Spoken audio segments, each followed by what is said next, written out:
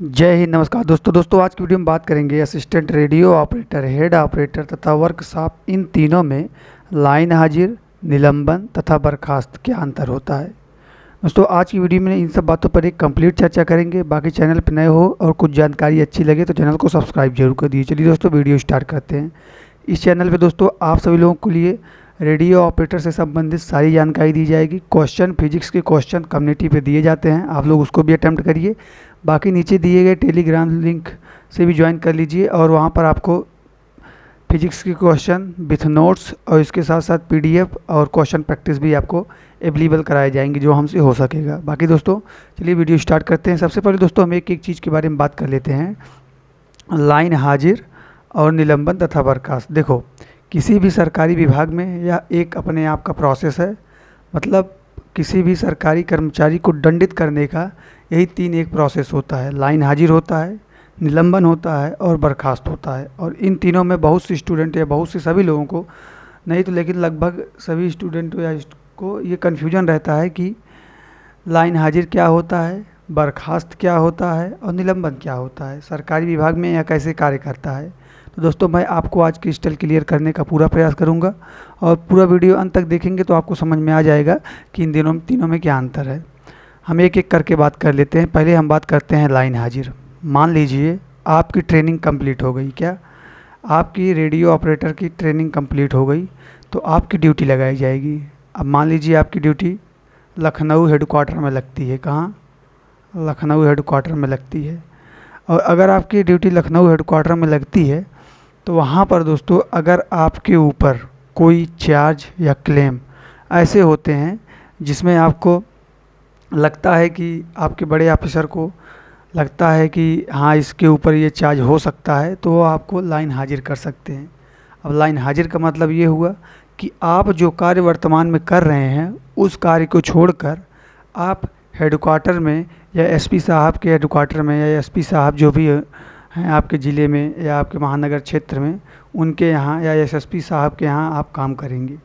Basically जो आपका काम है ऑपरेटर अर्थात रेडियो से संबंधित, उस काम को छोड़कर अन्य और भी काम कराए जाएंगे। जैसे मान लीजिए आप कैदी का कोई काम हो गया, ऑफिस का कोई वर्क हो गया या फिर फाइल वगैरह कुछ बनाना हुआ, तो ये सब आप करेंगे।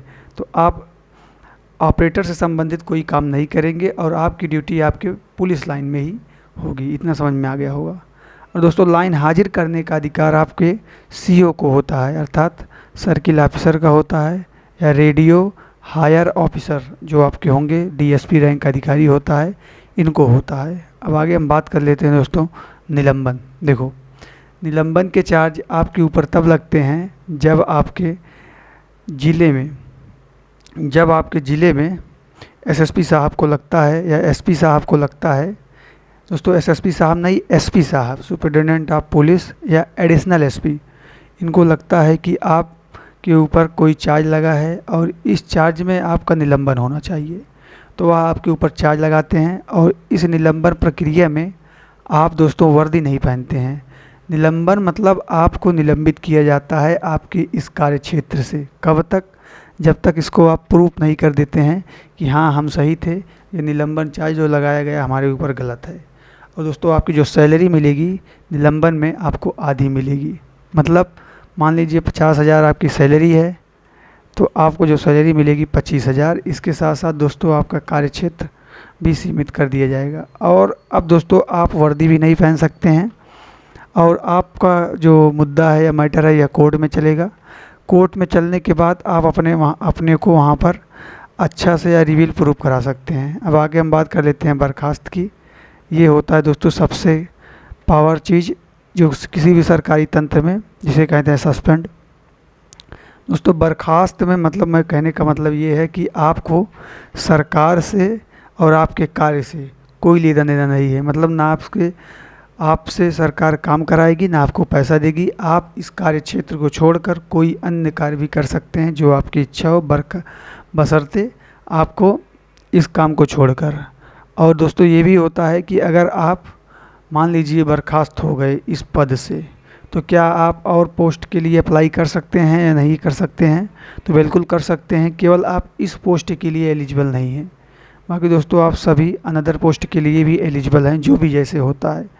अब दोस्तों हम बात कर लेते हैं हेड ऑपरेटर, असिस्टेंट तथा वर्कशॉप। देखो हेड ऑपरेटर जो होता है, इनका बर्खास्त या लाइन हाजिर या निलंबन तीनों काम डायरेक्ट दोस्तों जो करते हैं वो करते हैं एसपी साहब।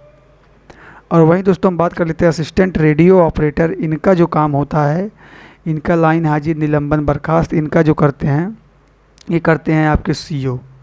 थाना में भी कोई अधिकारी का भी इतना पावर नहीं होता है कि आपको बर्खास्त कर सके दोस्तों, लेकिन आपके सीओ साहब कर सकते हैं, सर्किल ऑफिसर जो होता है। और वर्कशॉप को भी दोस्तों यही करते हैं। उम्मीद करते हैं सब कुछ समझ में आ गया होगा। कुछ जानकारी अच्छी लगी हो तो चैनल को सब्सक्राइब जरूर कर दीजिए। धन्यवाद।